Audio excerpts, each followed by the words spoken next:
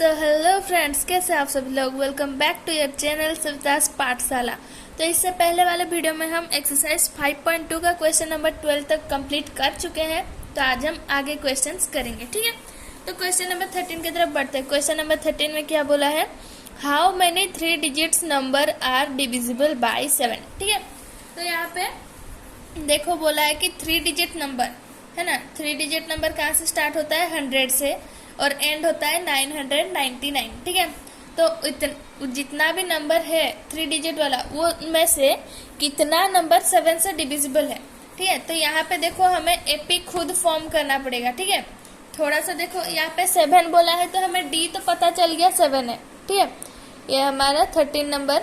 तो यहाँ पे ऐसे जो बोला होगा कि कितना नंबर से डिविजिबल होगा, जैसे 3 हुआ, 7 हुआ, ऐसे कुछ दिया होगा तो वो डी मान लेना, ठीक है।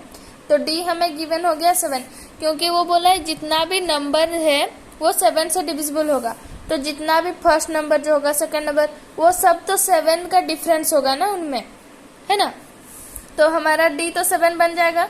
और 3 डिजिट नंबर बोला है, 3 डिजिट नंबर क्या होता है, स्टार्टिंग 100। क्या 100 7 से डिविजिबल है? नहीं, 100 7 से डिविजिबल नहीं है। तो हमें एक ऐसा 3 डिजिट सबसे छोटा वाला ढूंढना पड़ेगा जो कि 7 से डिविजिबल होगा, है ना। तो 100 नहीं है, 101 देखते हैं। तो ऐसे ही हमें एक एक को देखना है कि वो डिविजिबल हो रहा है या नहीं। तो 7 1 जो 7 बचा 3 31। तो हमारा 101 भी नहीं है, 102। देखो ये इस टाइप का क्वेश्चन है ना, तुम्हें बस यही ट्रिक है, तुम्हें एक एक करके डिवाइड करके पता करना ही पड़ेगा, नहीं तो नहीं हो पाएगा, है ना। और थोड़ा सा अगर तुम्हारा कैलकुलेशन स्ट्रांग होगा तो देखो ऐसे यहाँ पे हमें 101 में देखो 31 बच रहा है ना। हमारा 7 किससे डिविजिबल होता है, 3 के साथ, 35 में। तो हम यहाँ पे डायरेक्ट लिख लेंगे 105 से डिविजिबल करके देखेंगे, ठीक है। 7 1 जो 7 बचा 3 5। तो देखो यहाँ पे 7 5 जा 35, है ना। देखो यहाँ पे डायरेक्टली ऐसे डिविजिबल हो गया। एक को हम किए, जितना बचा उससे थोड़ा सा दिमाग लगाओगे तो हमें ऑटोमेटिकली मिल जाएगा, है ना। तो हमारा फर्स्ट टर्म जो है वो तो मिल गया हमें 105, ठीक है। अब हमें लास्ट टर्म निकालना पड़ेगा। लास्ट सबसे 3 डिजिट वाला क्या होता है, सबसे बड़ा वाला 999। क्या ये डिविजिबल होता है 7 से, है ना। फर्स्ट डिजिट मिल गया तो उसके आगे मत बढ़ना, सीधे लास्ट में पहुंच जाना, है ना। तो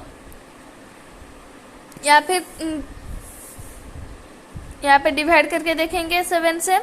7 1 जो 7 बचा 2 99, 28 बचा 1 19। तो देखो 7 ना 9 इससे नहीं हो रहा है। तो हमारा 7 कितना से डिविजिबल होता है, 7 2 जब 14। यहाँ पे हमें नीचे 14 लाना पड़ेगा। 14 यहाँ पे लाने के लिए हमें कितना यहाँ से माइनस करना पड़ेगा, 5, है ना। 5 माइनस करेंगे तो बचेगा 994, ठीक है। तो यहाँ पे डिवाइड करके देखते हैं। ऐसे ही तुम्हें ट्रिक खुद बनाना पड़ेगा। मैं ये ट्रिक यूज करती थी, मैं तुम्हें यही बता रही हूँ। बट तुम्हें ये हार्ड लगे तो एक एक करके ऐसे ही करते रहना।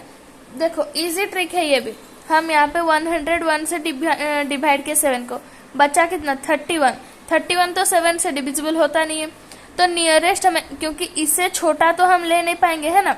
इससे छोटा भी 7 से डिविजिबल होता है, बट ये बोला है 3 डिजिट नंबर, तो इससे बड़ा ही हमें लेना पड़ेगा, है ना। तो बड़ा लेंगे तो 35 होता है 7 से डिविजिबल। 31 के नियरेस्ट जो 7 से डिविजिबल है वो तो 35 है ना। तो यहाँ पे 35 करने के लिए 31 में हमें कितना ऐड करना पड़ेगा, ऐड करना पड़ेगा हमें 4। तो हम 101 में 4 ऐड कर दिए, बन गया हमारा 105। वो डिवाइड हो रहा है, तो ये हमारा फर्स्ट टर्म मिल गया। लास्ट टर्म कैसे निकालेंगे, हमें सबसे बड़ा वाला 3 डिजिट नंबर होता है 999, है ना। तो वो 7 से डिवाइड करके देखें तो लास्ट में ये बच जा रहा है 19, है ना। तो 19 से 7 से डिविजिबल नहीं होता। और हम इसे 21 भी नहीं बना सकते, क्योंकि ये हमें 3 डिजिट का बोला है। और यहाँ पे अगर हम 3 ऐड करेंगे तो वो 4 डिजिट का बन जाएगा। तो इससे छोटा वाला हमें लेना पड़ेगा, है ना। तो 19 के पास जो कि 7 से डिविजिबल हो, जो कि 19 से छोटा हो, क्या होता है, वो 14 होता है। तो 19 से 14 माइनस कर दिए तो बचा हमारा 5, है ना। तो 5 को अगर ये नंबर से माइनस कर देंगे तो जो नंबर होगा वो हमारा लास्ट टर्म बन जाएगा, वो 7 से डिविजिबल होगा। फर्स्ट टर्म निकालने के लिए ऐड करेंगे, लास्ट टर्म निकालने के लिए माइनस करेंगे, है ना। तो लास्ट टर्म हमारा निकल गया 994। तो यहाँ पे कितना टर्म पूछा है, तो हम इससे पहले वाले क्वेश्चन में भी किए थे कि लास्ट टर्म अगर गिवन हो तो हम वो कितना नंबर टर्म में है वो निकाल सकते हैं, है ना। तो वही करेंगे। एन जो बन जाएगा हमारा 994, ए तो बनेगा हमारा 105 प्लस n माइनस 1 और डी तो हमारा 7 है ना। तो n लिख लेंगे 994 equal to 105 minus 7 plus 7n। तो 994 यहाँ पे माइनस कर देंगे, जो बचेगा हमारा 98, ठीक है, प्लस 7n। तो ये इधर आएगा तो माइनस हो जाएगा, है ना। 4 माइनस 98 इक्वल टू 7n। तो ये बनेगा 6, यहाँ पे है 18, तो 9, तो 896 इक्वल टू 7n, ठीक है। तो 7 यहाँ पे मल्टीप्लाई हुआ है, इधर आए तो डिवाइड होगा, तो लिख लेंगे 896 बाई 7 इक्वल टू n। तो इसे डिवाइड कर देंगे,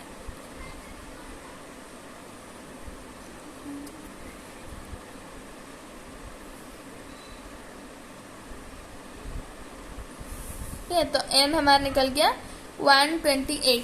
तो ये जो n है ना, यही हमारा नंबर ऑफ टर्म है, जो कि हमें पूछा है कि 7 से कितना नंबर डिविजिबल होता है 3 डिजिट वाला, ठीक है। तो यहाँ पे लिख लेंगे फिर therefore 128 numbers are there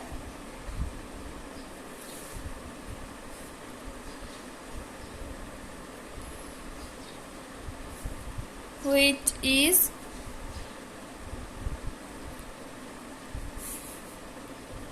divisible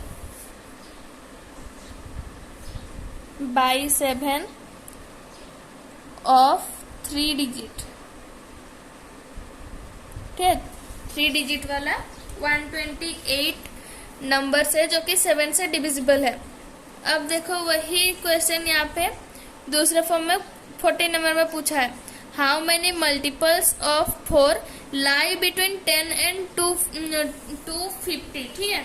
तो वही यहाँ पे भी वही सेम दिया है, बस थोड़ा सा घुमा दिया। यहाँ पे 3 डिजिट बोला था, यहाँ पे बस बोला है कि 10 और 250 के बीच में होना चाहिए, है ना। तो 4 का मल्टीपल यानी कि क्या होता है, 4, 8, 12 ऐसे होगा, बट 4 और 8 तो नहीं होगा क्योंकि 10 से पूछा है और वो 10 से छोटा है। तो इससे पहले वाला क्या बनेगा, 12, है ना। तो यहाँ पे हमारा फर्स्ट टर्म तो बन गया हमारा 12, लिख लें यहाँ पे 14 नंबर का, ठीक है। 4 का मल्टीपल बोला है तो डी तो हमारा 4 ही बन जाएगा, है ना। और ए बनेगा हमारा 12 क्योंकि 10 के बाद बोला है। फिर 250 जो है वो 4 से डिविजिबल होता है क्या, वो हमें चेक करना है। 250 को डिवाइड करेंगे 4 से,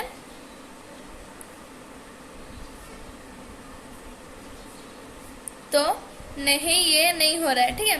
तो यहाँ पे 2 बच रहा है, यानी कि हमें 2, जैसे मैं बोली थी लास्ट टर्म से जितना बचेगा वो माइनस कर देंगे तो हो जाएगा, है ना। तो 2 माइनस कर देंगे यहाँ से, तो बनेगा हमारा 248। देखते हैं ये हो रहा है कि नहीं। 4, 6 जा 24 बचा 8, 2 जा, ठीक है। तो यहाँ पे देखो ये डिविजिबल हो रहा है, तो हमारा लास्ट टर्म जो है वो तो 248 मिल गया। तो अब हम लिख लेंगे ए एन जो है वो 248 है। तो एन का फॉर्मूला क्या है, a plus n minus 1 into d, है ना। तो ए लिख लेंगे direct 12 plus n minus 1 into d जो है 4 equal to 248। 12 minus 4 plus 4n equal to 248, ठीक है। तो यहाँ पे माइनस कर देंगे तो बचेगा 4n प्लस 8 इक्वल टू 248, ठीक है। ये 8 इधर प्लस में उधर जाएगा तो माइनस हो जाएगा, है ना। तो 4n इक्वल टू डायरेक्ट हम लिख ले रहे 240। यहाँ पे लिख लेंगे n इक्वल टू 240 बाई 4।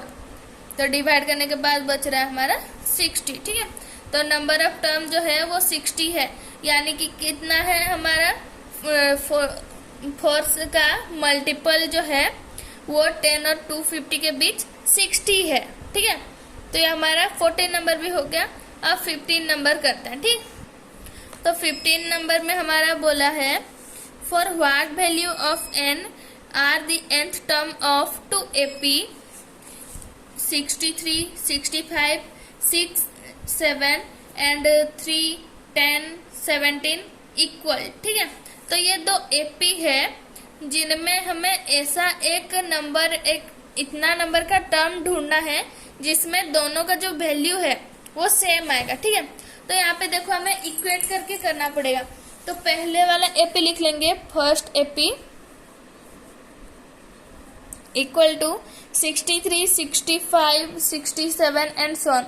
तो यहाँ पे A है हमारा 63, D निकालेंगे 65 माइनस 63 यानी कि 2। ठीक है, तो हमारा A भी मिल गया, D भी मिल गया। अब सेकेंड AP लिखते हैं, सेकेंड AP हो गया 3, 10, 17 एंड सो ऑन। ठीक है, यहाँ पे हम A और D को कैपिटल में लिखेंगे ताकि हमें कोई कंफ्यूजन ना हो। ठीक, तो A जो है ये हमारा 3 है, D क्या है 10 माइनस 3 यानी कि 7। ठीक है, तो यहाँ पे बोला है ऐसा एक टर्म ढूंढना है जिसमें दोनों का वैल्यू जो है दोनों AP का सेम रहेगा। तो ऐसा हम लिख लेंगे A plus n minus 1 into D, दोनों का nth टर्म तो सेम ही होगा, है ना, तब भी जाके हमारा जो नंबर है वो सेम आएगा। एक ही टर्म में होगा ना, क्योंकि यहाँ पे बोला है ऐसा कोई एक टर्म जहाँ पे हमारा दोनों का वैल्यू जो है दोनों AP का वो सेम आए। तो n क्या है हमारा सेम लेंगे दोनों में, है ना, और यहाँ पे ये कैपिटल D, सॉरी। ठीक है, तो ये हमारा फर्स्ट AP का nth टर्म और यहाँ पे लिख लेंगे सेकेंड AP का nth टर्म। ठीक है, तो ये दोनों को इक्वेट करके सारा वैल्यू डाल देंगे तो हमारा निकल जाएगा। ठीक, तो यहाँ पे हम ऐसे कर देंगे ऐड। तो A का वैल्यू है हमारा 3 प्लस n माइनस 1 इंटू ये कैपिटल D। ठीक, D जो है हमारा 7 इक्वल टू A है हमारा 63 प्लस n माइनस 1 इंटू 2। ठीक है, तो 3 plus 7n minus 7 equal to 63 minus 2 plus 2n, ये बचा हमारा minus 4 plus 7n equal to 61 plus 2n। तो इसे इधर लेंगे, इसे इधर 7n माइनस 2n होगा, इधर प्लस में है, इधर आएगा तो माइनस होगा 61। तो यहाँ पे माइनस 4 है, इधर आएगा तो प्लस 4 बन जाएगा। ठीक है, तो बचा हमारा 5n इक्वल टू 65। तो n बनेगा हमारा 65/5 यानी कि 13। ठीक है, तो 13 नंबर टर्म जो होगा दोनों इक्वेशन में वो दोनों का वैल्यू सेम आएगा। ठीक है, मतलब ऐसे ही हम लिखते लिखते जाएंगे, जो 13 नंबर टर्म होगा इसका भी ऐसे ही लिखते लिखते जाएंगे और 13 नंबर जो टर्म होगा वो हमारा दोनों का सेम आएगा। ठीक है, यही हमें पूछा था कि कितना नंबर टर्म होगा, तो ये हमारा आंसर आ गया 13। तो यहाँ पे देयरफॉर करके लिख लेंगे कि nth नंबर जो टर्म है वो 13 नंबर टर्म दोनों AP का सेम आएगा।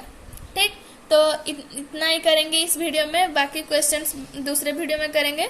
तो मिलते हैं अगली वीडियो में, तब तक के लिए good bye and take care.